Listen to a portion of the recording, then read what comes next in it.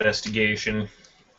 Alright, hello everyone. Welcome to Monday Night Leftovers. I am the Lord of Monday Night Leftovers, Jason, and with me is my assistant Lord of Monday Night Leftovers, Billy. Say hello, Billy. Hello. And this week we have our court jester, my brother Simon. Say hello, Simon.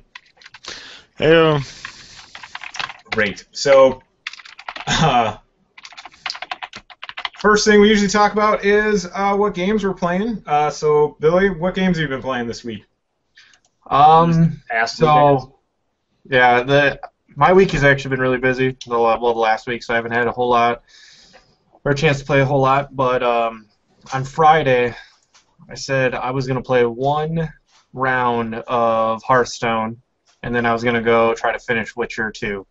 That turned into about 4 hours straight of Hearthstone and no Witcher 2 getting played. So, wow. Yeah. I think that game's got me good. Its hooks are deep. I don't know. It's just too good. Well, okay, but like, what about it is hooking you? Well, so I finally got through all the when you first get it, before you can go to arena mode, which is what everyone's playing. Like, if you watch any sort of live streams or YouTube videos, it's like arena runs, which is essentially like a draft mode if you ever played Magic the Gathering. But before you can do that, they make you go through all the decks with all the characters. Well, you don't have to go. You just have to beat them all, so you can actually unlock arena mode. Right. And then once you do that, they give you one free arena mode, because you have to pay to actually play arena mode. It's like $1.50, I think. So what you do then is, once you get into arena mode, they give you 3 random heroes. The game's broken up to where they got Paladin, Priest, Warlock, Rogue, Warrior, Shaman, and I don't know, I'm probably missing something. I don't really play World of Warcraft, so I don't know all the classes. And then you build a deck one card at a time. You get 30 cards. You get 3 choices at a time. You pick one, and then they kind of keep rotating through a pool. And you have to build the best deck you possibly can with this sort of random assortment of cards. And then you go out and you actually go play people online who are also playing arena mode. Okay. Then what you do is, you play your games. Every win, you move up a level, and you get your key upgrades. Every loss, you get a little cross. It's 3 losses and you're out. And then, you get to use your key to unlock a treasure chest, essentially. You want to get all the way up to 9 wins, which gets you the Grandmaster key. I've only gotten 3 wins total. A coworker of mine actually got up to 9 wins. And then, that just increases the amount of packs and gold and crafting materials you're going to get.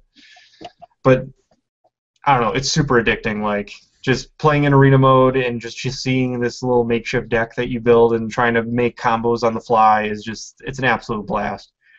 And yeah, it blows my mind that a card game currently, and I haven't checked lately, but like the other day was still like the number 2 live stream thing on Twitch TV. Like, it's a card game. There's no way that should possibly be like the number 2 action sport that everyone's watching. Okay, it's number 3. It's like League of Legends and then Hearthstone, or what? Well, no, it's League of Legends, Dota 2, and then Hearthstone currently. Oh. Like, at this moment. Like, that blows my mind. Like, a card game. I mean, it's like 11,000 people right now watching people play cards. I don't know. I guess poker's really, really huge and everything like that. True. But yeah, I foresee myself playing it a lot, and all the stuff that they put in there, like, they've got all the hooks in there. You got your daily quests that get you gold. Like, you could really never pay into arena mode. It's my neighborhood. Hold on for the siren. Oh, where's the fire? I live there. The police station is like 2 blocks down. Actually, it's less than 2. It's a block down the road, and the basically the city garage is also like across the road from me. So there's literally trucks and fire trucks and everybody driving past all the time because that's where they get gas.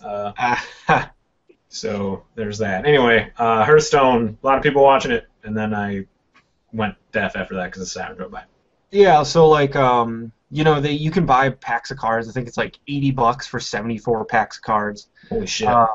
Or you can play just online against people, and if you win 3 rounds, you get 40 gold. 100 gold buy you or you get 30 gold. 100 gold buys you a pack, and I think it's 150 gold gets you into the arena mode, which seems to be that's the thing that like everyone's playing.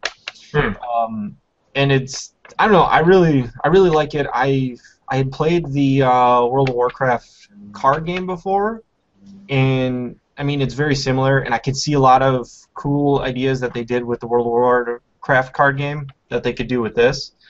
With future expansions and whatnot.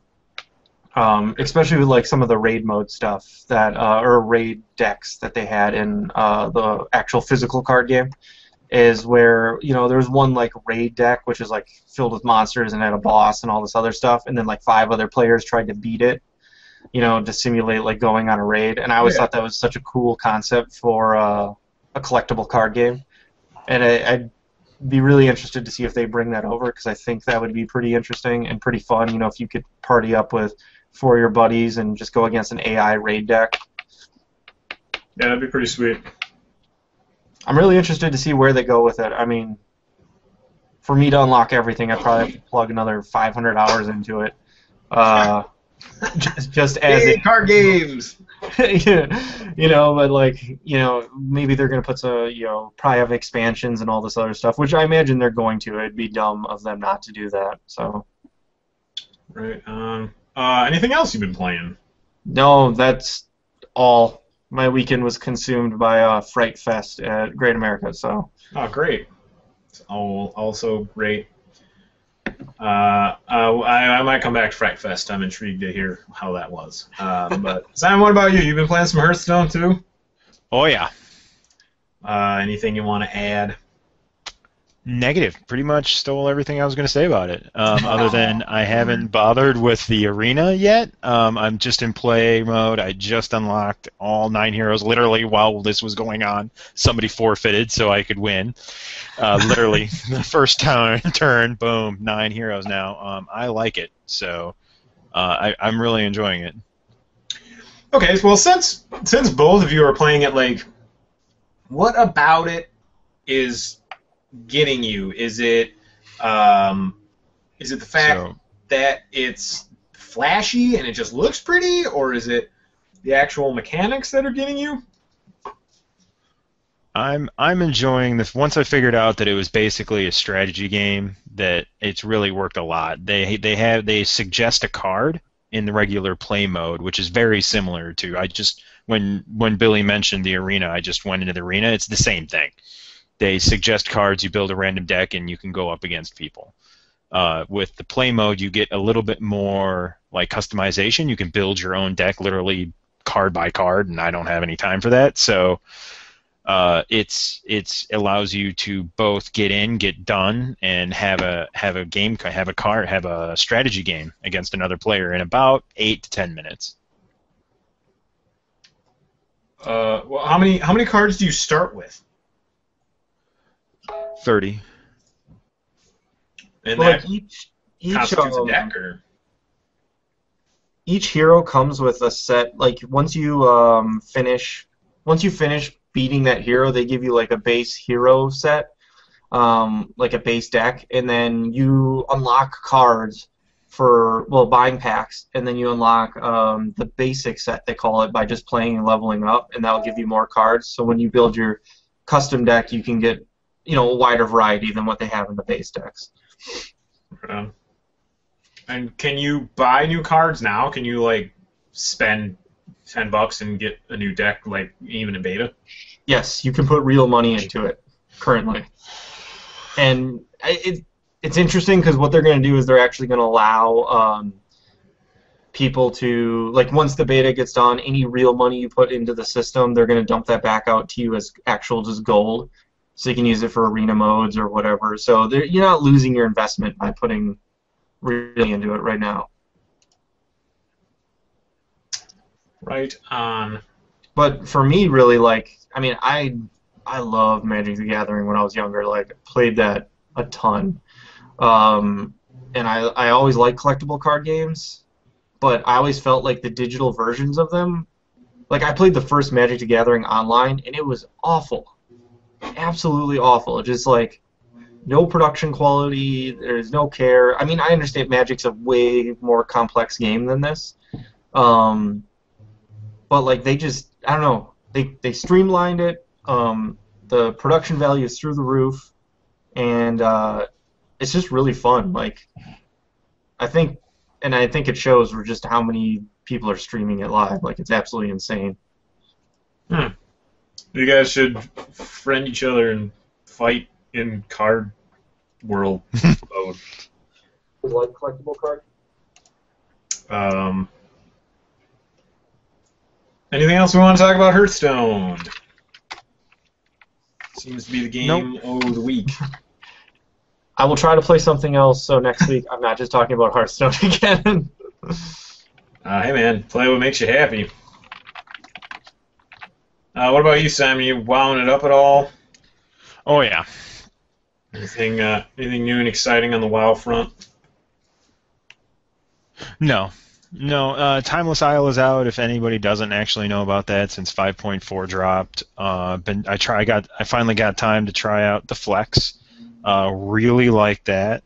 They touted it as harkening back to ICC 10-man normal mode. If anybody is familiar with that, it's a lower level of difficulty for more casual raid teams, and they hit it right on. It's not the random strangers of LFR, and it's not the mechanic heavy, you can't carry one person out of 10 difficulty of normal modes. I think it's a really nice sweet spot. So they have like regular LFR, this Flex you called it? Yep, they have LFR, Flex, normal mode, and heroic mode. 10 and 25 of everything, except what's interesting about Flex in particular is that you can take anywhere between 10 and 25. So you could have like 17? Yes. Huh. That's bizarre. I know nothing of World of Warcraft. I played it for about a month, and I got really disappointed that I couldn't have any sweet shoulder pads because I was only level 10. So yeah, they're getting ready. They're placating more to a casual base while keeping heroic mode raiders happy. I think they're in a good spot, and I'm gonna lose my Hearthstone match, and it's going well. I think. Wait, you're playing Hearthstone right now? Like, unplug, man. No, I'm kidding. Yeah, you totally keep playing. That's I'm fine. That doesn't bother me. So have you, like, if rumor has it they've been trying a lot of things about, like, WoW potentially going free to play? Like, would you say some of the stuff they've been updating is like a good, or is pointing to that direction? Absolutely. They at the end of Wrath into Kata, they got rid of Librams off of a bunch of classes. Somewhere in mid Kata, they got rid of slow offhands for rogues, so that they're only creating them. Combat rogues can now use the typically enhancement shaman slow maces, like dual wielding slow maces that never happened before. They have the Blizzard Bucks on the online store. They're selling cosmetics through the pet store, like Xmog gear. I mean, it's just all the devaluation of Valor points over time. Like, now you just use it to upgrade the gear you get out of raids. The introduction of all these currencies. Like, they have the Timeless Isle out now, which a lot of people say is what's going to happen next. Yeah, I noticed that they're selling a lot of, like, weird stuff on the actual Blizzard store. Like, you can buy crowns and not on there for your character. That was kind of weird. Yeah. And it just I've only played SWTOR in a free-to-play model, and it just has all of those aspects. Well, they're like the last big subscription-based MMO, right? Like, I mean, I know Elder Scrolls Online says they're going to be subscription-based, but like, how long is that actually going to last? Not long. It's been something people have been bitching about since they first announced it, and it's just not. It's not it's not a viable model anymore. The West is not down with subscription-based models anymore. I'm not sure where the shift came from, but yeah. So, didn't the Siege of Orgrimmar just come out like 3 weeks ago? Yep, the Siege of Orgrimmar came out. I haven't been reading up a lot on it because I'm not raiding, but basically when the patch dropped, they nerfed the previous content by 20%, which they usually only do 10, which it sounds like they overtuned it on purpose to give the heroic raiders something. This is tuned very well. If you were somewhere in the 9 to 11 out of 13 heroic mode in TOT in the previous raid tier, you're pretty much halfway through heroics now in this raid tier, and there's 14 bosses. And of the 9 on Flex that I've seen, it's got a very Black Temple feel. You start out in Pandaria, you head over to Orgrimmar. Everything's huge. There's giant orcs. There's flames everywhere. It's the mechanics are nice, especially on Flex. It does require some amount of coordination, but not a heck of a lot. And somebody can die, and you can still win. And I've really enjoyed it from the very brief. I've only done have one part of LFR and the 9 bosses on Flex so far once. And I am very pleased. They delivered what they said they were going to deliver in the patch notes. Legit? I remember watching Danny play World of Warcraft when he was trying to get me into it, and I think he played a healer. Oh, it looked like he had a screen. It was like in a giant Excel spreadsheet with all the columns eventually going up and down, and that's all he was doing. He was just clicking on them and then clicking his little thing. And I'm like, dude, this looks like the most boring game ever. It's just like managing progress bars. Well, I can see how that would be super boring to watch, but I healed for years, and man, when there's 40 people that those bars are going up and down, and you need to decide, why did my video disappear? Where's my picture? Can everybody see my picture? Because I'm just looking at a blank screen of me. Yeah, I can see your picture. Okay. Yeah, I can see your picture. When those 40 bars are, well, back in my day, the grizzled ancient that I am in terms of World of Warcraft, it was 40 bars, and you had to like instantly look at 40 bars, see where they were in relation to being full, and then prioritizing them in, like, if this is the dude who's tanking the boss, that bar is numero uno. Like, that bar can't go down. And then if it's other healers, you had to prioritize, and it was a lot of really snap, like, judgments. Like, okay, back then it wasn't a unified spell system either. Now it's your healing spell is your healing spell. But there were different ranks back then. So if the person was half dead, you had to use a certain rank of a certain spell that cost a certain amount of mana, and you had to judge, like, oh, like, is he going to take damage in the next 3 seconds? So this one cast is going to be completely nullified.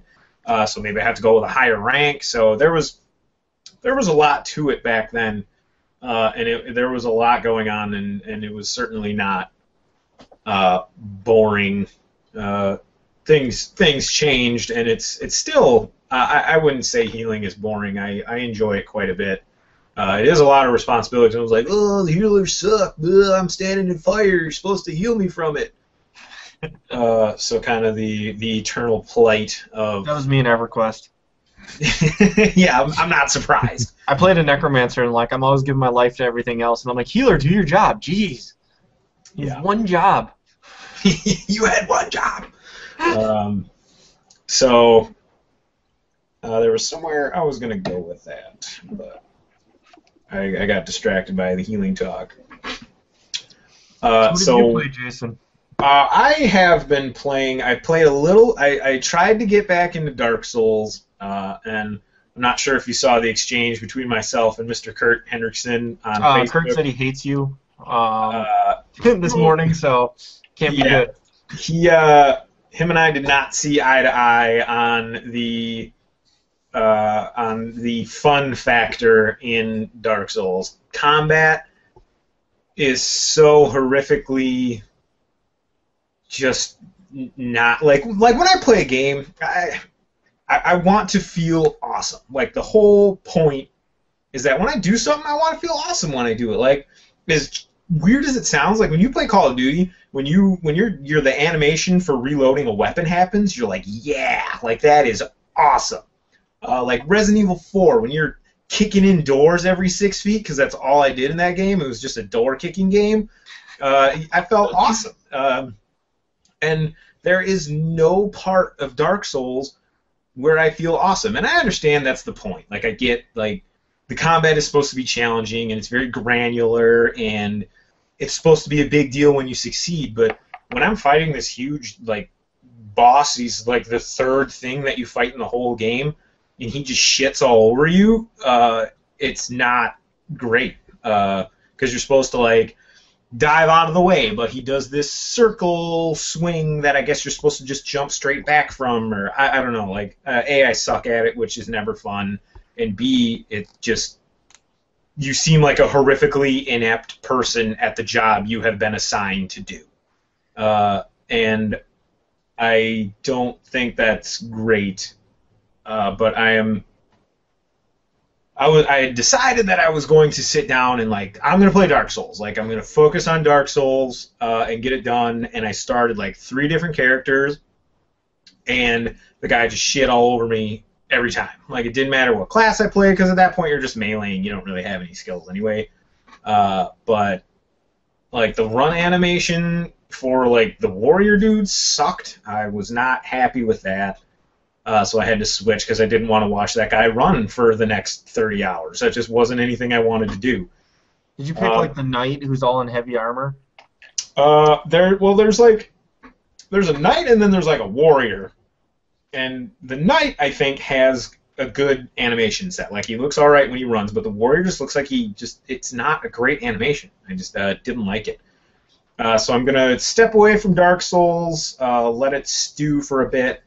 And if I feel so inclined, maybe I will come back to it at some point, because I do want to. Because everyone I talk to says, like, who knows me is like, you would like this. Like, this is a game you should play.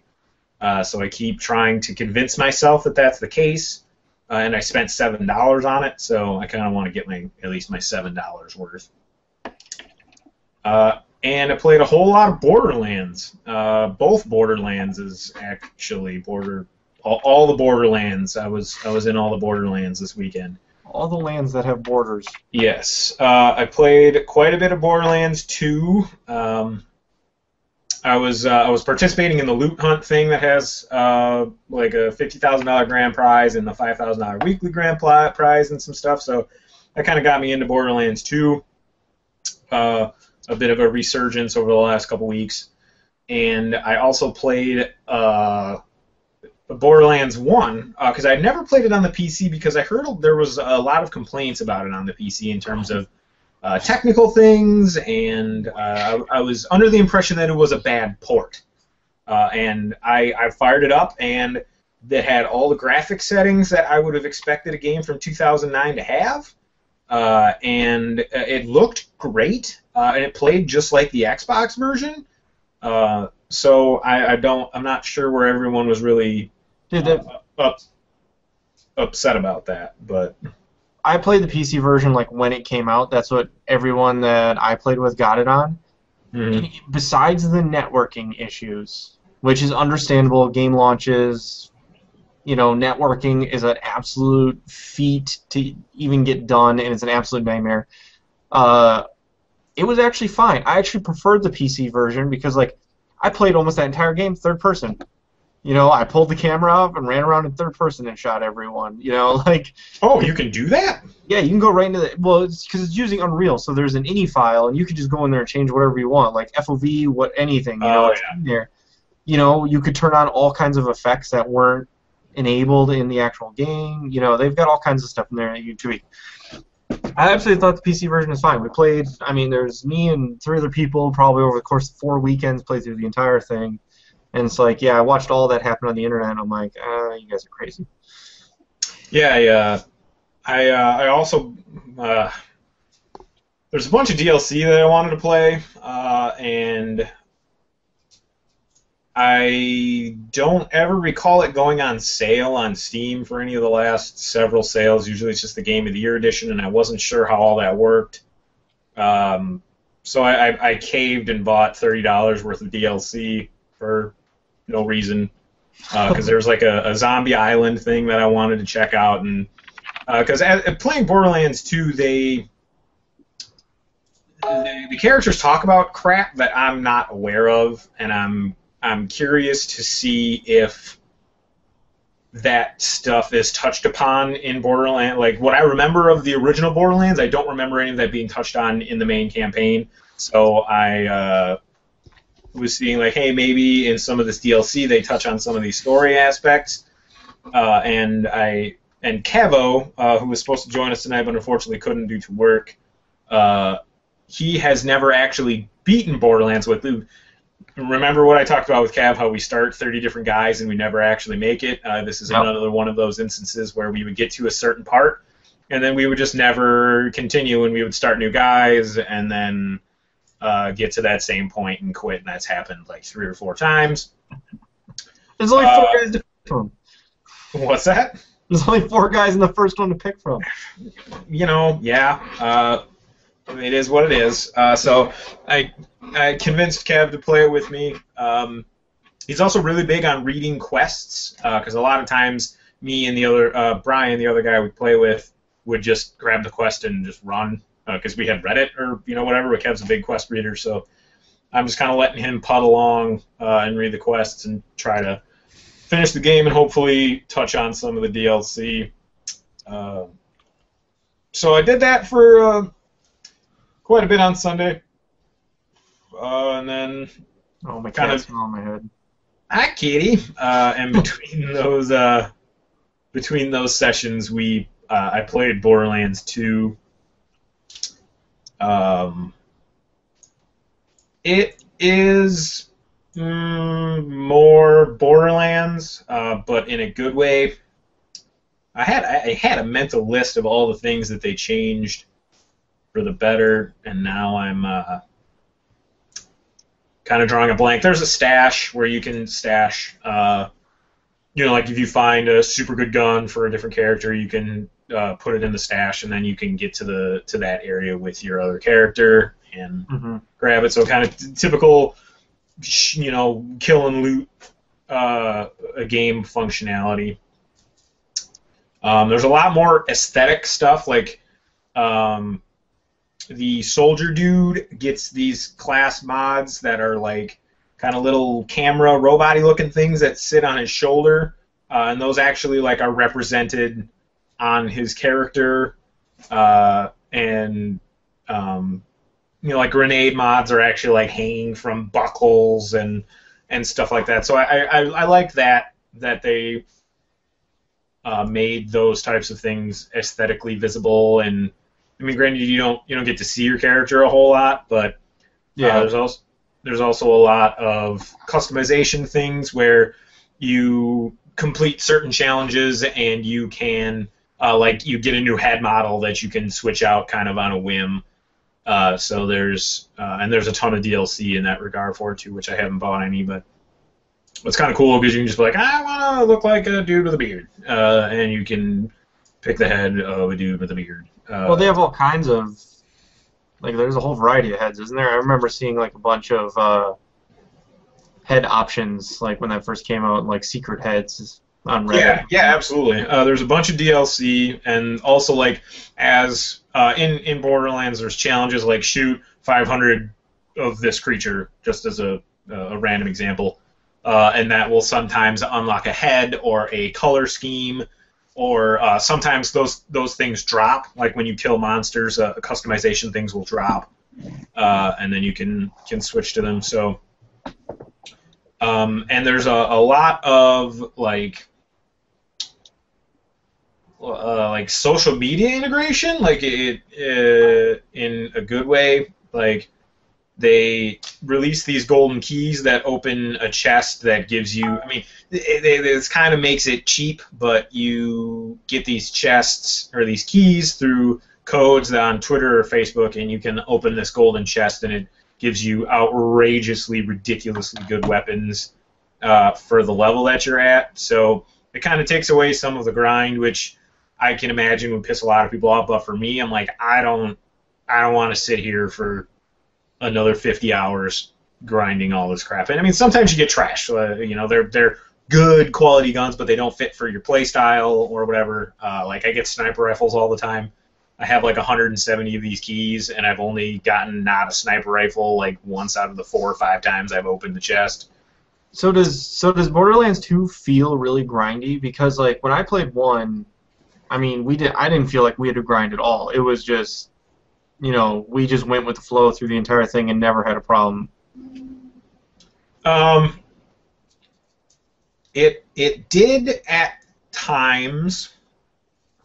I'm not super far into the story, but particularly when you have like guns that take long to reload, so there's long breaks in between actions, that really kind of just like makes you realize just how long the dragging is. Because like in Diablo and Path of Exile, like you can swing eternally, and there's usually not much time in between your swings. But sometimes you can find a gun that takes 3 seconds, 4 seconds to reload. And when you're kind of in the thick of action and suddenly you have to reload, I understand that's a part of the game, but it can be very, like, just, I hate to use immersion breaking, but it's like, oh, I have to sit here and reload. Great. Well, there's 65 dudes shooting at me and flamethrowers and everything else, but kind of as I got rolling into the story and was getting side quests and kind of exploring a little bit, the first part of the game is pretty like, here's your path, go, and then it opens up, and kind of once you start exploring and discovering some of these side quests and stuff, it really adds a lot. Like you get a quest to deliver mail packages, and you have to like shoot guys while you're trying to put these in mailboxes. That is, it was something different. I really enjoyed it. I failed it a couple of times, but I eventually got it. Yeah. And there's a huge amount of cameos from previous, Borderlands 1 characters. So that's always fun to meet those folks. But no, I wouldn't say it's grindy. Kind of once you get into the swing of it, it really goes. My predominant character right now is the Psycho guy, Krieg. He is very similar to the way Brick played in the first one, kind of that big brawler type. He has a very similar like action skill where he just starts shouting crazy stuff and hacking at people with an axe. Yeah. So that is endlessly satisfying, and it's just a good mechanic because if you're really low on health, you axe someone and you get full health. So it's a good way to. And that's really what I used Brick's skill for in the first Borderlands. Like, oh, I only have 100 health left out of 600. I'm just going to press this button and watch it regenerate. So, I'm really, really enjoying it. Kind of once I surrendered myself to it, I still want to play a few more of the classes to kind of see which ones I prefer. Because now, the more I look at the Psycho skills, they're very... You have to light yourself on fire, and then you have certain skills that trigger when you're on fire that make you do more damage or more health regen or whatever the case may be, but the key is to set yourself on fire, and that's not always something that happens. So it's kind of like sifting through the skill trees and figuring out if that's an actual way that I want to play the game or if I want to play a different way. But that is, I think I've rambled on long enough about Borderlands. It's already 8:45. Oh yeah, I forget you're in a different time zone. I'm like, what? No, it's not. Yeah, East Coast. So I got one more thing about Borderlands, because like you're playing with 3 other people, right? No, I have been predominantly playing by myself. How do you? So like playing the first Borderlands, I only ever played it with other people. Like I haven't, the first time I played the first Borderlands, I had 3 buddies, and then the second time, me, my brother, and a buddy of mine, Justin Jagla, played through all of Borderlands 1 and like all the DLC in the course of one weekend at a little mini land. Um, and like I had a ton of fun, but like I couldn't imagine playing that game by myself. Like I feel like it's really built like when you're playing it by yourself. Like I mean, like you say, you remember all these clips from the story from the first one and the second one, and I was like, oh, there's a story in that game. I didn't play the second one. I only played the first one, and maybe that's because I played it with people and we didn't have time to like actually sit down and read everything, and we were just running through everything and going crazy, and like, but it's like I don't know. I don't know if the game world just feels empty in the first one. Like I wouldn't want to play that by myself. Like it's like built for 4 people, and it's just like it's too wide, it's too vast. Same thing like you play any MMO. It's like, well, this hallway has 1,000. 10,000 people could fit shoulder to shoulder in this hallway. Like this is excessively huge. There's no reason for this to be here. But that's how that first game felt to me. It was like anytime we had to run anywhere, it was like I felt like the distances were just artificially expanded because it's for 4 players to play. Get in the cars and drive over here or whatever. Yeah. The story exposit, like the actual universe of Borderlands, is pretty cool. But in the first one, they didn't do a particularly great job of the exposition of the story of what was happening. So I forgot a large chunk of kind of the late game because at that point I was just chugging through it by myself just to kind of get through it and be done. Mm-hmm. Like I remember what happens at the end of the game, obviously, but Borderlands 2 it is pretty similar, but because they introduce a lot of the previous Borderlands characters, like it's just kind of easier to connect at that point. Simply, like the doctor dude Zed, he shows up and he's the same character. So I usually play it by myself for a little bit just so I understand the world to explain it to people that I'm playing with. Like a lot of times when I'll play with Kevin or Brian, they'll be like, well, what does this do? Or what about this? Or what about this? And to be able to answer those questions right away kind of keeps them hooked, I guess. So they're like, so we don't get bored and try to play something else, which is what we do anyway. But it's just kind of familiarizing myself with the world so I can help other players is kind of the reason I play it by myself, just to kind of explore what I want to do in case all my buddies do decide to play it, so I can be like, I want to play this person, and we'll go with it. Just to kind of, so I don't pull a Kev and start 35 guys. Kevin's going to be upset with how much we actually talk about him on here without him being here. Oh, he knows. This is like a 5-year thing. Like we never let him forget it for very long. And he's actually coming to the acknowledgement of it. He's like, he bought Mass Effect the other day on Steam. He's like, man, I really suck at RPGs. And I'm like, dude, we've been saying that for close on a decade, man. Like, that is not news to us.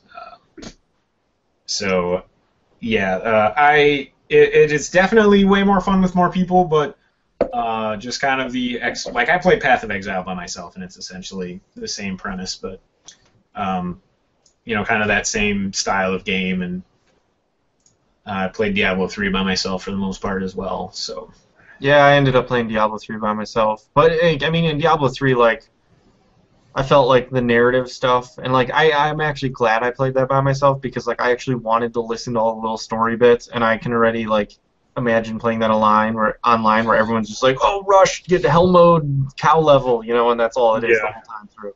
Well, the one of the things that Borderlands does badly is like characters tend to talk to you while you're fighting. Like Handsome Jack is the main antagonist, and he has a lot to say, and a lot of it is really funny. But a lot of times, like I'm way more concerned about these monsters that are trying to kill me to actually like focus at all on what he is saying. So I don't really care for that part of it. Yeah. And I can't imagine any of that getting across if you're also trying to talk to 2 or 3 other people who are also trying to kill all these things. So I can definitely see where there's going to be like a narrative breakdown. But at that point, you know, like you said, you're not really playing it for the story. You're playing it to just have fun with your buddies, and the story gives you a direction to go in. Yeah. So yeah, enough about Borderlands. That game also looks great. Borderlands 2 looks fantastic. Oh, I love the Borderlands art style. Like, It is a beautiful game when everything's all jacked up and pretty. I applaud all the artists who, you know, put that together. That like style, like that is absolutely fantastic. Absolutely. So let's switch gears. Today, you and I were talking a little bit about MMOs and kind of how you feel about them. And since we have Simon here, I think for a little bit longer, if you need to drop at any point, dude, just let us know. Hello? Maybe he did already. Maybe he did already. Well, that's a bummer. Oh, there he is. Oh, he's back again. Let me boot this one. Yes. No. You there, dude? Yeah, I'm here. We're going to talk about MMOs for a little bit. How much longer do you have? 10 minutes. Okay. I'm not sure we're going to get this discussion done by then, but Billy, you know, tell the folks what you told me today about your thoughts on MMOs, and I kind of want to hear what Simon's feedback is. So, it started out where there's all these free-to-play MMOs coming out, and we were talking. I think we were talking about Titan from Blizzard, Yeah. and you know, I was saying like, oh, another MMO, ooh, real exciting, and I was just like, man, MMOs are really, in my opinion, they're like the worst. They're the worst form of like world building and immersion and like gameplay. Like they can't do everything 100% because they have to build this huge, massive world with 10,000 people able to run in it, around in it, and they're just like, I don't know. It's like EverQuest. It was like, oh, just press A to attack, you know, and you got 100, you know, chuckleheads running around you while you're doing stuff. World of Warcraft, I mean, it feels like the same thing. I thought Star Wars: The Old Republic was like the best attempt, but then everyone was like, well, this is just a single-player game. Why would I want to do this? You know, and I feel like the end of the massive multiplayer experience is going to be soon. Like, I don't think there's going to be a whole lot of those type of games around anymore because people want more immersive experiences with deeper gameplay, and I don't feel it's possible in an MMO space. Simon, did you hear any of that? Yeah, I got it all. What are your thoughts as someone who is still kind of more in the MMO space than Billy and I these days? Yeah, I'm not into gaming, quote unquote. Like I've tried that Borderlands 2 a little bit, so it was interesting listening to you guys talk about Borderlands 1 versus Borderlands 2. I think the World of Warcraft and actually the SWTOR are immersive enough for me. Like, when I log on, I think it's going to boil down to personal preference. I totally agree that there are going to be a lot fewer MMOs because it's a lot harder to make any money at them because you have to make so much of a game before you even potentially see $1 of return. And with this free-to-play, yeah, you get more players, and yeah, maybe they spend 10, 5, 15 bucks here or there.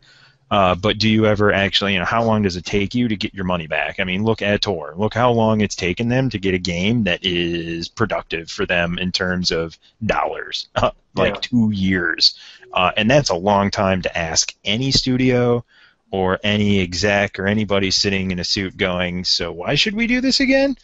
I think every studio or like major whatever publisher, however that whole realm works, will have one to say they have one in their portfolio.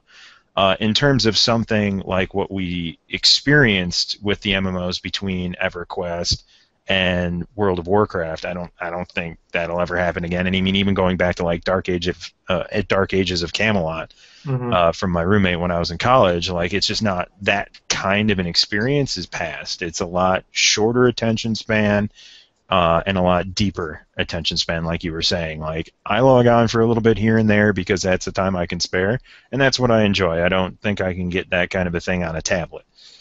Well, so would like, what's your favorite part of World of Warcraft? The other people.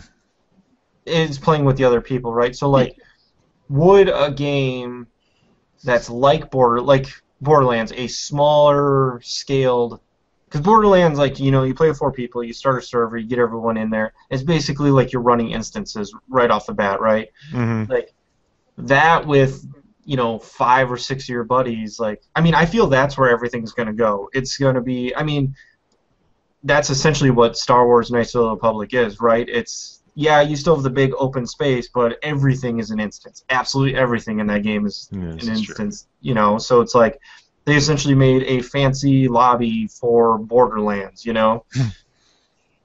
You know, and I mean, that speaks to how popular, like, COD, you know, and like all those other games. Like, you quick get in, get 4 people, go nuke some stuff, get out. And yeah, I don't know. I still think that there's a place for the MMO scene, but will it be as dominant in the scene as it has been in the past? No chance.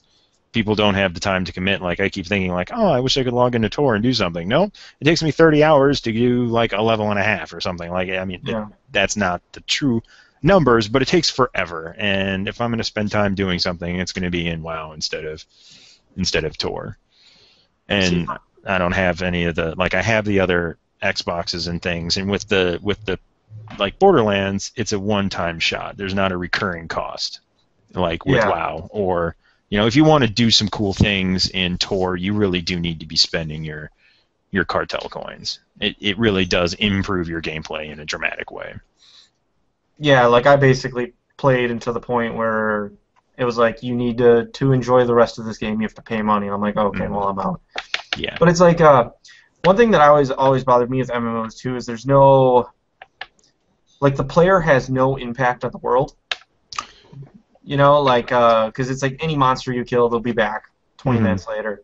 And I always thought it'd be, I mean, for me, and this is just the way I play games, like, I'd much rather have run, like, if you could just run your own WoW server and everything could just be done once, and that was the end of it, you know, like, you actually had, like, some sort of impact to it. I mean, I know they do really cool stuff, like, when they, when Cataclysm came out, they did that whole, like, destroying of the world and those big world events, even in EverQuest. Those are absolutely amazing to log into and see when they ran more than a frame a second. Yeah, but again, you know, it's been how many years since Cata came out, and those quests that they introduced are still there, right? So when you're leveling your umpteenth alt, you're still, you know, this is the umpteenth time now that you're doing those again if you logged in for the first time after Cata. Like, they don't change. And that's one of the things that I've heard EverQuest Next, EQN, is trying to address, where they have very specific servers and very specific things happen, and you affect change on the world. And they're making it a player base as well. They're apparently releasing the engine to players like sometime over the winter, and players can create the content. So they're not always trying to do that rat race of creating content every 30 seconds, because players literally devour it in 2 seconds. Yeah. Well, and that fast, like, Neverwinter did that too. Like, they made this dungeon tool where you could build dungeons, and that's what, and you could in theory level up your character by just being a dungeon builder. Obviously, players found, like, within seconds they found a way to get like infinite gold or a million XP by making some dragon in a cage or whatever. But I'm really interested to see how that turns out for EverQuest Next, because from what I've seen, like, it's got cool visuals. I dig the art style.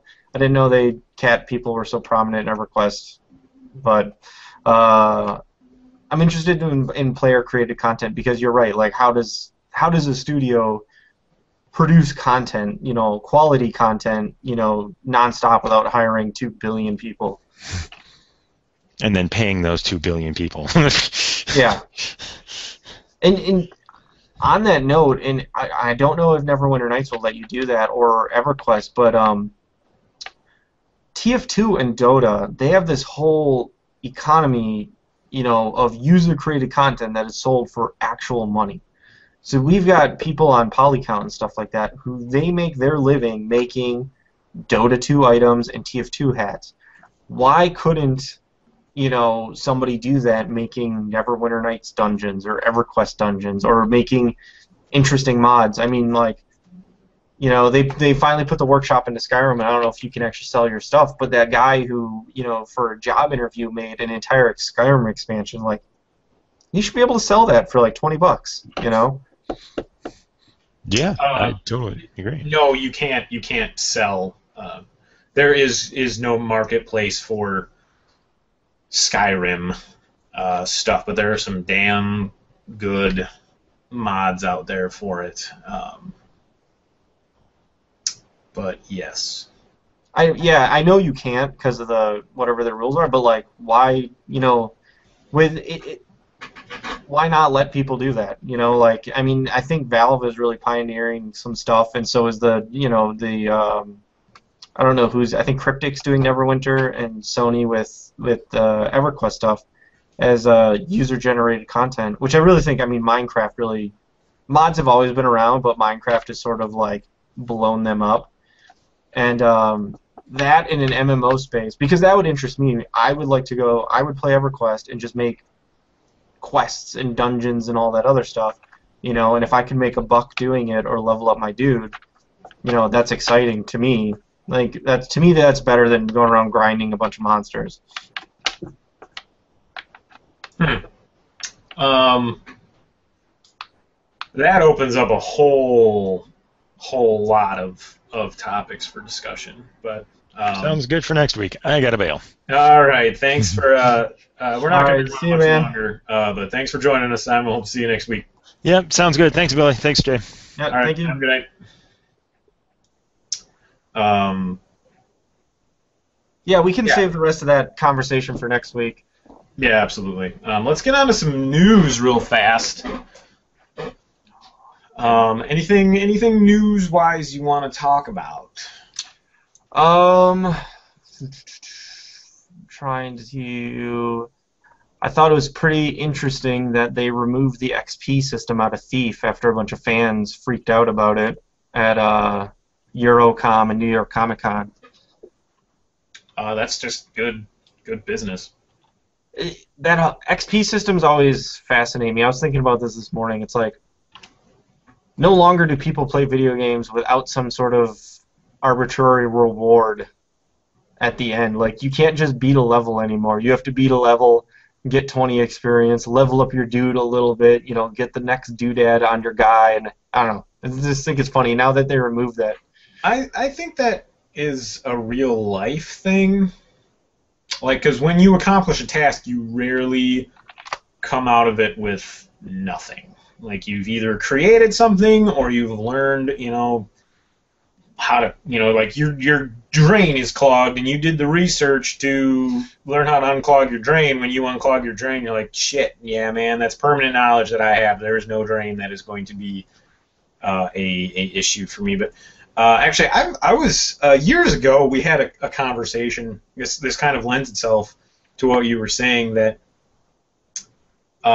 like you miss games like Geometry Wars that are just a game to beat a level, and then you go on to the next level. And I don't know how I necessarily I didn't particularly care for Geometry Wars. I mean, it was fine for what it was, but if I'm going to be doing something, I guess that was when I was younger. My taste might have to change now that I'm old and busy all the time. But I want a reason for doing what I'm doing other than just to simply do it. Yeah. Well, I mean, shouldn't in the thief scenario, it's like, yeah, they're giving XP for shooting a guy in the head, and I was like, well, what thief shoots a dude in the head? A thief should never be caught, and all that. Like a terrible utilization of that. But the reward should be ghosting the level, getting through completely unnoticed, getting all the loot. That should be the reward. to me, playing Doom 3, the reward was surviving the level. You know, it wasn't oh, for every headshot I got 25 experience so I can change my dudes. Yeah. You know, and I understand it. It gets a lot of casual people into it because a lot of people, like, you know, they see you hear the dun dun dun after a Call of Duty match, and everyone's like, oh my god, this is so great, and you know, and I get all that stuff. I just think it's interesting how, like, every game does it. You know, like, they always talk about how the inflation of game development, and then, like, that is just one more thing people have to put in there now. Otherwise, everyone's like, well, I don't like this game. Yeah, I guess I never really thought about it, but I mean, like, even in Borderlands, like, that game could still be a game without leveling up.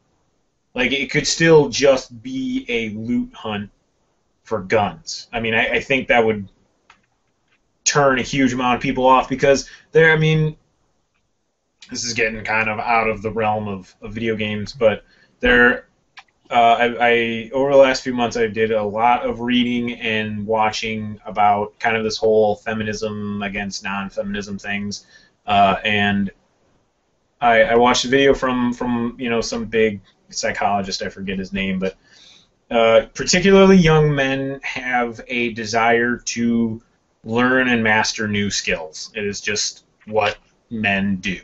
And not to say that women don't. I'm not saying that, but it is very necessary and prevalent in males in particular. I don't want to upset any female viewers. I'm just using this as an example. And the more systems that there are to master, I feel the longer it's going to keep people around playing your game.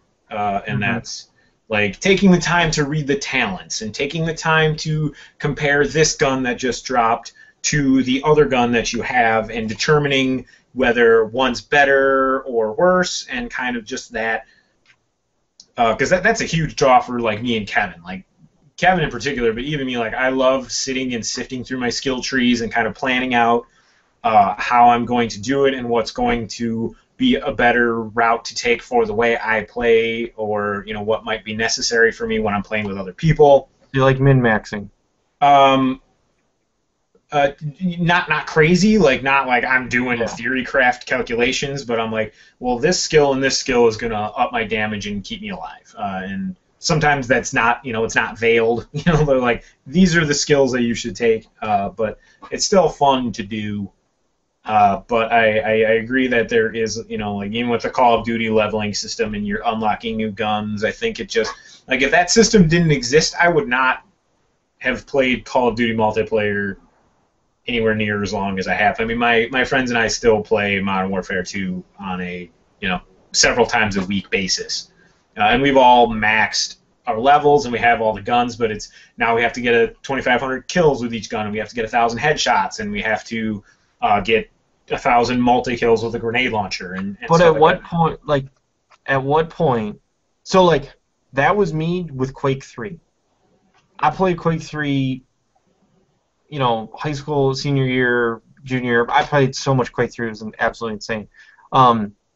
But, like, at what point are you no longer just playing the game? You're just trying to get that, you know, the trophies, that next unlock, that next trophy, you know? Because, like, in Quake 3, it's like there was never get 25 kills with a railgun. There was never get, you know, rocket jump 10 times. Like, you know, you didn't need that. You went to a server, you showed them who's the boss, and then and that was the reward, you know, being number one and not needing these artificial incentives, you know. And I get it.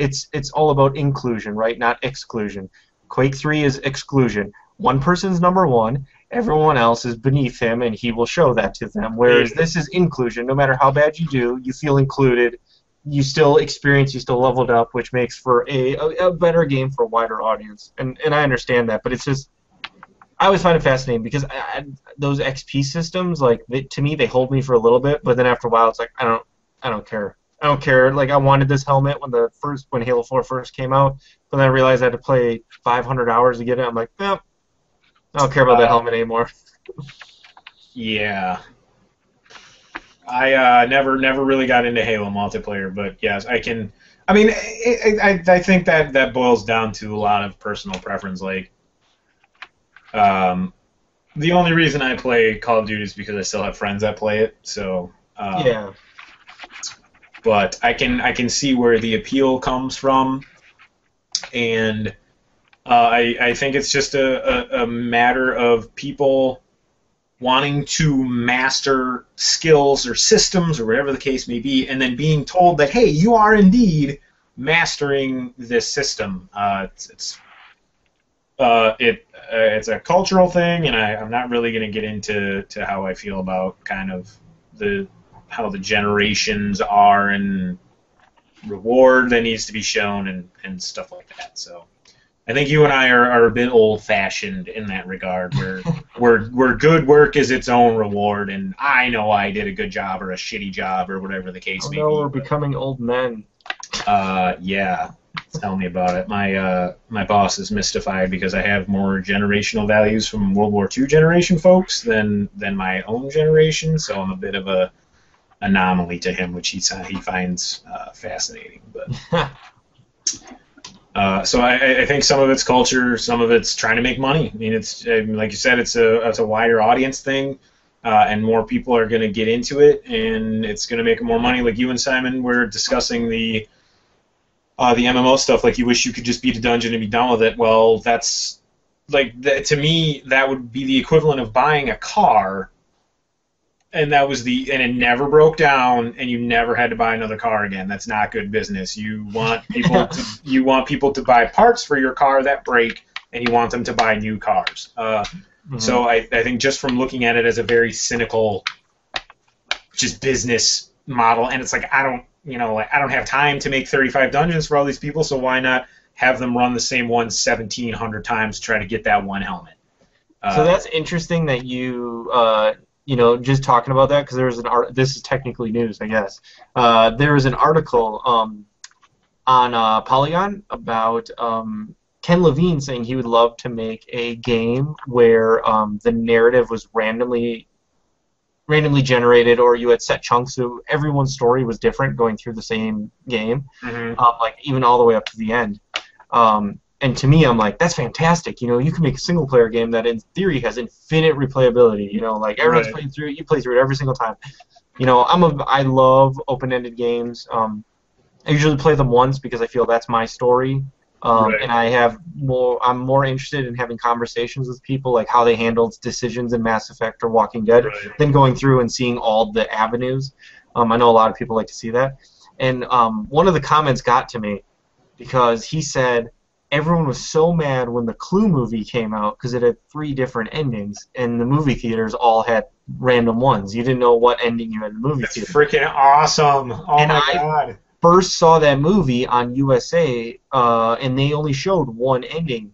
I didn't even know there were multiple endings until I had bought the DVD because I liked the movie so much. And it is fantastic. That is the best idea ever. I love the idea, like, hey, what ending did you get? And people are mad at that? Like, that, I don't know. Just blows my mind. I'm like, I think that's great.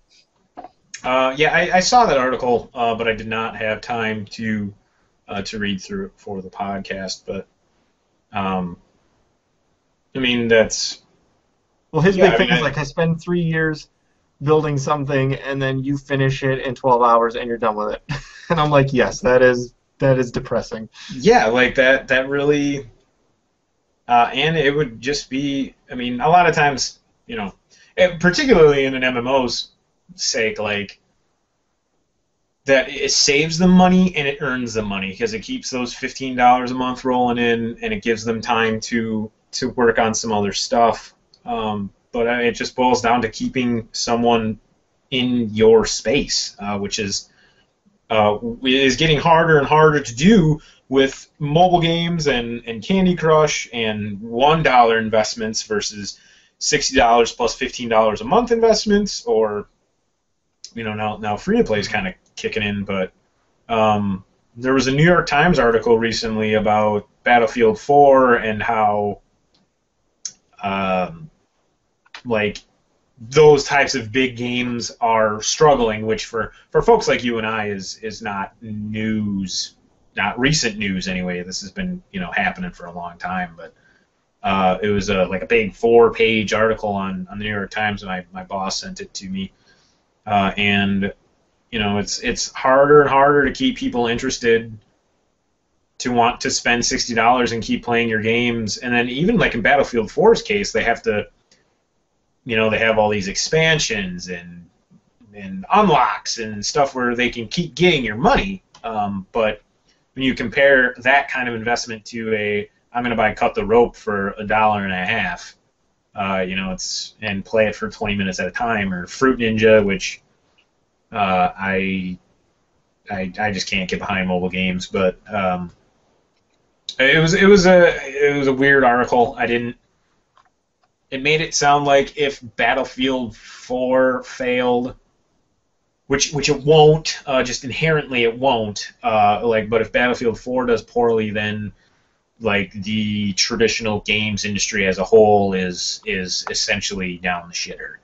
Well, I mean that's everything, right? Because they're always saying like, oh, big budget Hollywood movies are going to be gone here pretty quick. Like we're not going to have very many Hobbits, and Transformers and all this other stuff. And the same thing for games, because like it does get. I mean, games are expensive to make, Yeah. And I currently feel. The guy who does Errant Signal, he's got a really good video on photorealism, and Borderlands is a perfect example. I feel like hopefully developers are finally, like, you look at Dishonored, TF2, Borderlands, finding different ways to still make those experiences without having to spend $2 billion or whatever on, making everything look super hyper real and all this other stuff. And I'm fine with smaller games for smaller prices. Like, give me the Amnesias, the Gone Homes. Does Call of Duty single player is a 5-hour, maybe 4-hour experience, right? Sell that to me for $20. Like, let me play that for half price and I don't need the multiplayer. Let the other people play multiplayer or whatever. Like, I'm fine with smaller experiences, for less money, and I hope to see more of that stuff in the future. Because I mean, it's crazy to think that Splinter Cell sold well, but not enough for Ubisoft. They said it was financially a failure. Tomb Raider was considered a failure because Hitman didn't sell that great. Dead Space 3 was considered a failure, like financially. Dead Space 3 was a failure on a lot of levels, but it's like do they need to make a $1 million Dead Space, or a $40 million Dead Space, or could they get a $10 million Dead Space that has a Walking Dead style art style that doesn't take as much to produce, and still get the same people to buy it and still make a profit in it, Yeah.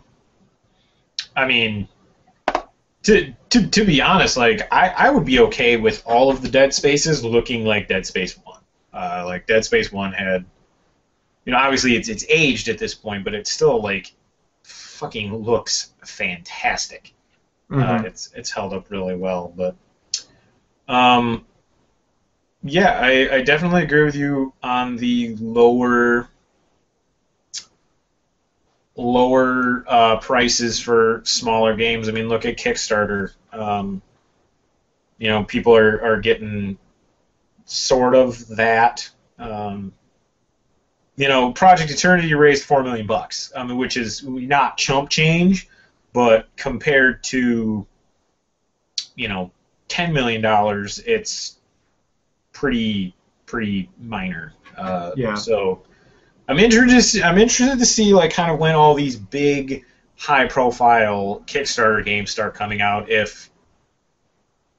or when they start running out of money. Kind of what that is going to say about development as a whole. Like if they can't make the game on the $4 million that they were given, what are they going to do? Are they going to ask for more money? Are they going to cut stuff? Like, kind of where do they draw that line? And well, did you hear about that Dark Matter? I did. I heard about it today on Rock Paper Shotgun. which really blew my mind. But I think that the only reason that story is compelling is because they didn't say anything about it. Like, I think if they would have, I guess for anyone who happens to watch this that isn't familiar with the situation, a game came out on Steam called, and GOG and a few other places called Dark Matter. And what happens is after about 4 hours of gameplay, you're running down a hallway, and then the game ends. Like, hold on, there's a giant semi going by my window. The game ends with a text saying, "Hey, we ran out of money. This is the end of episode 1." And since their Kickstarter failed, it is likely that there won't be another episode. But they don't say that when you buy it for $15 or whatever the case may be. So there's some, very not great way to do things to convince people to buy your stuff now or ever. But I wonder, like, if they would have, because their Kickstarter failed. So they made essentially one chapter. Maybe the way they wrapped it up just wasn't the greatest. But if they would have came out and said this is chapter 1, if it would have still had this huge outlash. No, absolutely. Because the only, I mean, that would be like saying, that would be like The Walking Dead getting a big backlash from being episodic. Like, being an episodic game has been proven to not be horrible. There are certain games that lend themselves to it better than others, but I think I think they just really, really handled it poorly, and I don't know if they're trying to get a cash grab or what the case, but even if someone, like, if I bought the game and I really loved it, and after 4 hours it just turns off and says, "Hey, basically thanks for your money," but that's it, I would be really pissed. If I looked at it and said, this is episode 1. If we sell enough copies and all that stuff, we might be able to make episode 2 someday and maybe start another Kickstarter. I'm not, I'm not privy enough to any of that, but I would at least know, and I would be more likely to say, "Hey, this game was pretty solid. I'll tell my buddies about it, and maybe they'll buy it, and eventually I'll get some more of this game." But if they go ahead and are like, "We're done later," that really blows. That's like buying a car, that you get at home, and after a month the engine craps out, and they're like, "Well, we're no longer a company, so you're effed." All about the cars. I think cars are like a lot of people's livelihoods because you need it to get to work and you need it to buy supplies. And people used to get hanged for stealing horses. And when you think about it, horses are just really old versions of cars. That's how they got somewhere. That's how they hauled supplies. So what if people got hanged for stealing cars? That's a dark conversation I'm ready to have. But yeah, cars are super important to at least the American society for the most part. So yeah. I feel like that analogy resonates with with a lot of people. So that's why I tend to use it. But I just think with the whole Kickstarter thing and everything like that, and there is no good medium or there is no good guide to what is worth $15 because I play a game like Geometry Wars and to me that is completely worth the $10 I spent, but you might play a game like Geometry Wars and you're like $10 for this is absurd, yeah. And there is no thing, and now with early access and stuff like that where it's you put a game out on early access, at what level is it, is it even playable, or can I just load a menu, and now they're selling that in the hopes to whatever boost sales, or it's very interesting times. Yeah, that I I hope anyone who's trying to sell anybody anything that is actually, well, I mean, I guess looking at Star Citizen, it's, yeah, I don't know. I think with someone like Chris Roberts, who kind of has his legacy, it's easier to make less and have people buy into it than someone, say, making this Dark Matter game. and then convincing people to buy it. So yeah, it is very nebulous and weird. And how is Steam going to? Because I mean, I know this has happened in the past to Steam where with what was that? What was that game? It was a zombie game that was supposed to be all these things. State of Decay.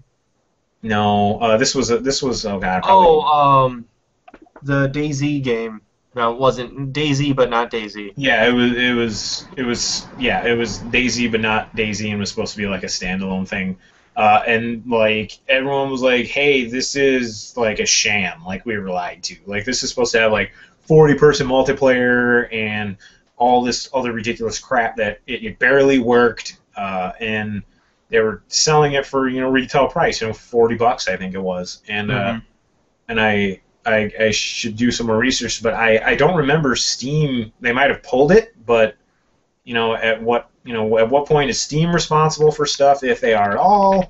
And kind of how is that going to be addressed by retailers? Now that digital distribution is such a huge thing, and clearly these guys pulled the wool over everybody's eyes with this Dark Matter game. So. I think it was World War Z? No, that was the movie. I don't remember. But yeah, I forget the name. Yeah, I don't know if they pulled the wool over their eyes. I just think that, I don't know, they just didn't say anything. Which, maybe they didn't think anything of it. Maybe they thought for $15, this is the experience that we can put together.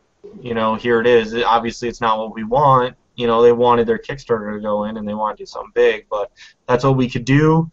Yeah, but if it's my understanding that they didn't say that. Like, it is one thing if we talked about this on a previous podcast. We're like, hey, we ran out of money from Kickstarter or whatever, just whatever source of funding we had. Here's our shit, broken or not.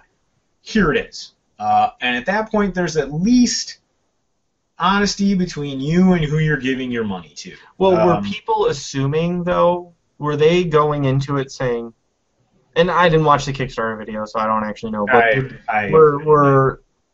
were gamers assuming that what was promised in the Kickstarter video was what they were going to get? I think people were under the impression that they were getting a full-blown game, whatever that might mean to different people. I think what it really boils down to is that they were expecting it to end any other way other than just walking down a hallway, having the screen go black and a block of text saying, "We ran out of money. This is now episodic content. Thanks." Yeah, that was. I mean, obviously that ending is handled poorly, but but even again, they didn't tell people that, and I think that's really where, like, if they say, "Hey, when this is episode 1 and it's about 4 hours long, and then it's over," but it is, to my understanding, that because I'm not gonna lie, I saw it on GOG or something, and I was fairly intrigued. I looked at the store page and I marked it as something to come back later, but now I'm like, nope, no way. If you don't have the faith to tell me what I'm getting with my money, then no, that isn't gonna happen. Not a great way to handle business. I just don't like however that was handled. Obviously, it was handled poorly. Otherwise, this wouldn't be a huge deal. But I also don't like the idea that a 4-hour game for $15 is still not a full game. Like, that bothers me because it's like there's a lot of fantastic games that are only 4 hours long. And there's a lot of games that are shorter than that and are fantastic. But I think it has way more to do with. I mean, the Walking Dead episodes are 2 hours, and there's what, 5 of them? Yeah. 4 of them. So 8 hours for $25. So I mean, the hours to money. I mean, if we're talking narrative experiences, look at Call of Duty, $60 for 4 hours. I think the campaigns are a little longer than 4 hours. I think you're. Maybe I think Call of Duty or Modern Warfare 3, I clocked in like 4.5 hours of the campaign on normal. Wow. That's a dollars to hours ratio, which I think is very. Well, I don't think it's correct. I think it's absolutely like Amnesia.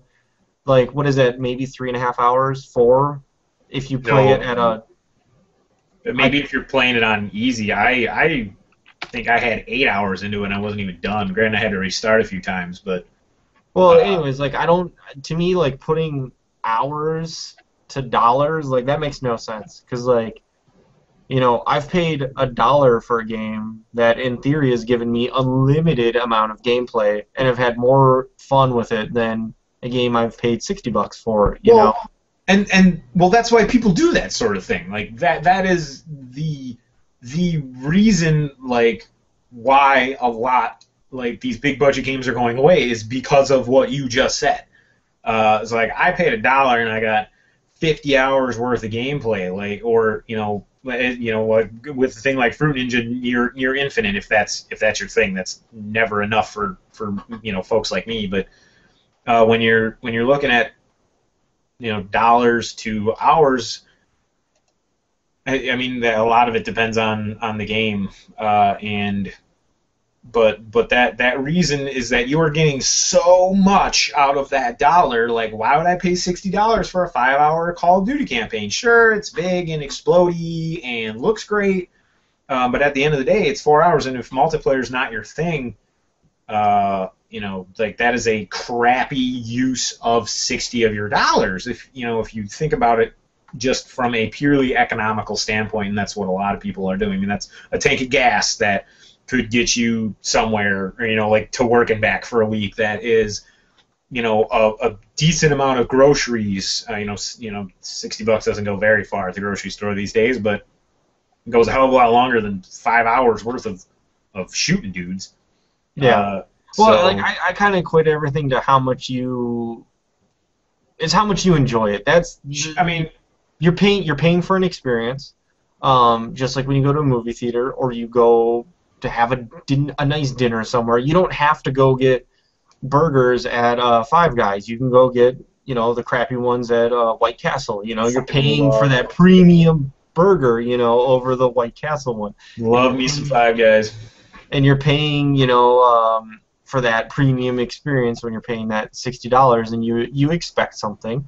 You're not always going to get what you want. I've had a bad burger from Five Guys before. It's like, well, what? You're going to the wrong Five Guys, man.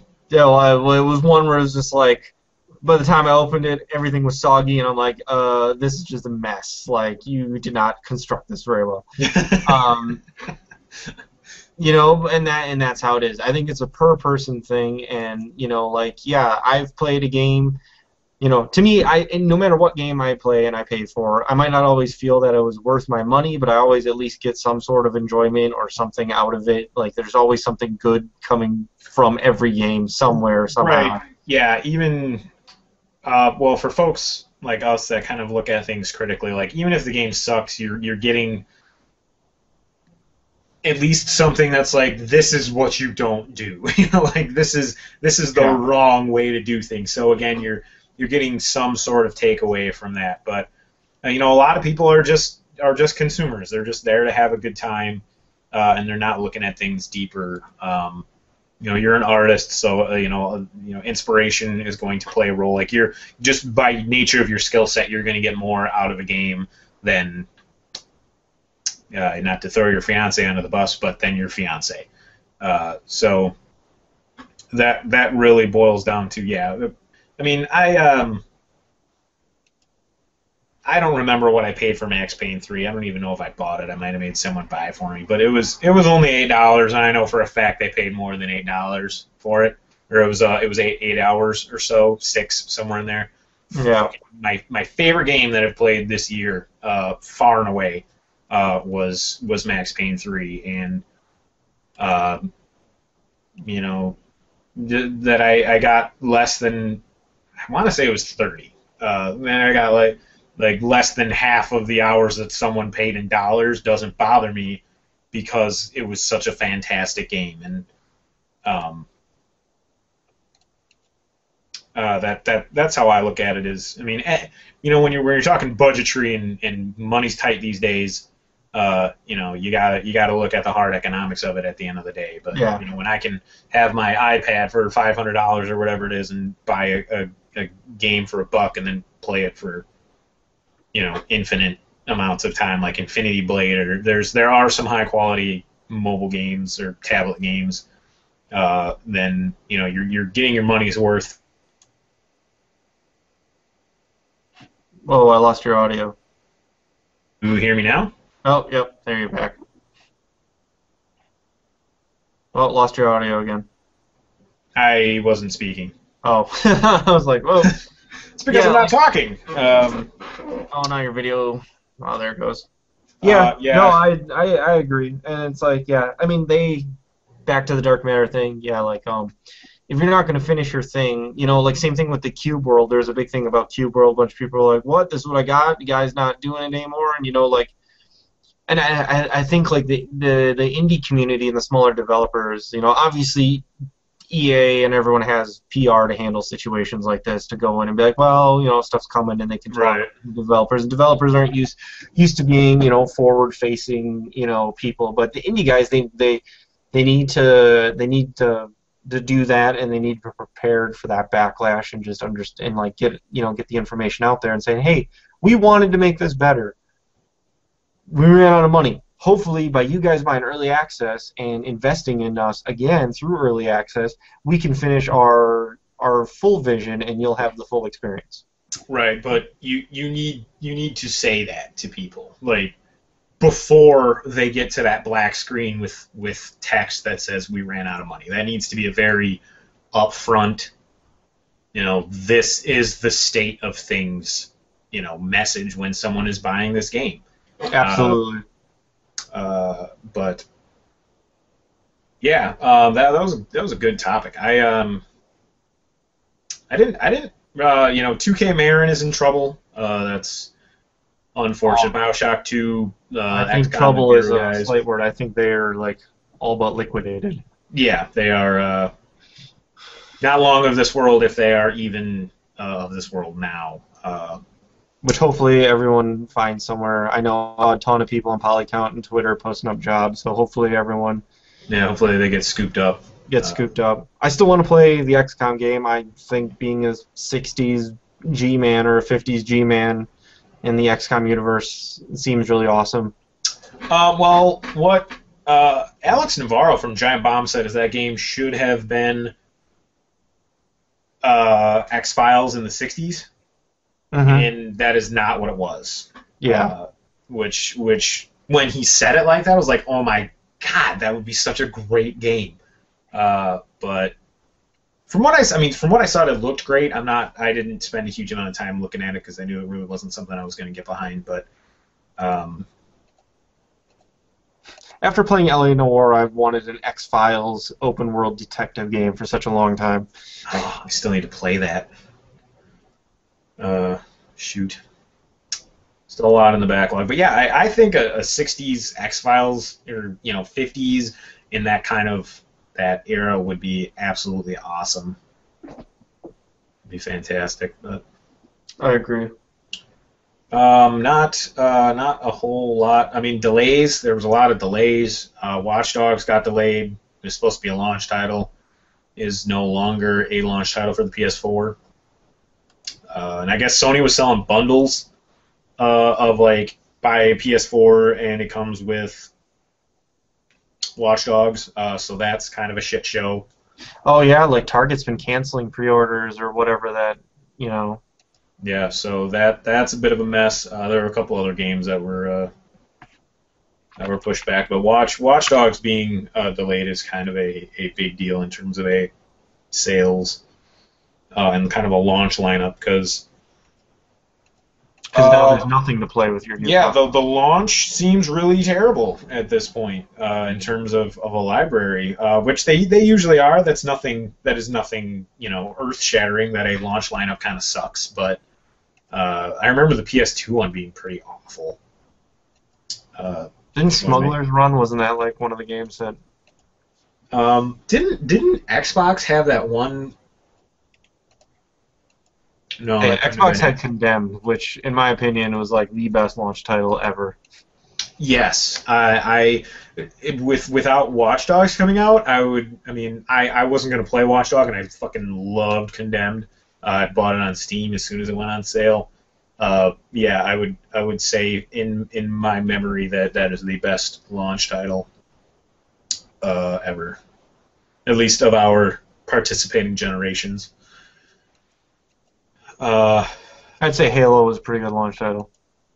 oh yeah, that's right. The killer. Actually, Halo and Knights of the Republic made me buy an Xbox. Played that at a buddy's house. I'm like, there is no way I'm not going to own these games. So I went and bought an Xbox like the next day. Freaking Halo.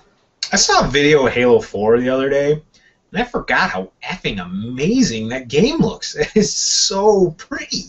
God, Blows my mind. That game is absolutely beautiful. it's stupid. I don't remember why I was watching it, but I was like, shit, this game's beautiful. I totally just kind of consumed Halo 4 and then threw it to the side. But I was reminded of how absolutely gorgeous that game is. I'm drawing a blank on any other news. Not to say that there wasn't news, but I'm not particularly well informed today. Yeah, I don't really have anything else. I was gonna try to skim some stuff, but today has been absolutely crazy busy, so did not really have a chance to take a look. Yeah, absolutely. I think that'll do it for this week. We had a guest, which was always good, and hopefully next week we'll have at least one more. Simon has indicated that he is interested in returning, so that is cool. Awesome. I know Kurt wants to come on and yell at you about Dark Souls. Yeah, he made me promise that this coming weekend when I'm there for the wedding that there will be no Dark Souls negative speak. And I foolishly agreed that I wouldn't. I'm not sure what I was thinking, because I'm sure there will be anyway. But so yeah, Kurt has lots to say to me that isn't great. Not great feedback for my thoughts of Dark Souls. I'm sure he'll. I'm gonna have to make him watch this podcast and make him listen to me ramble about how much I hate it for the few minutes that I did earlier in the broadcast. But yeah, I think that's gonna be a week for Monday Night Leftovers. As always, Billy, thank you for joining me. Thanks to Simon, he's gone, and hopefully we'll have some more guests next week. And actually, I take that back. I might not be around next week because I'm gonna be home. And I don't have any internet at home.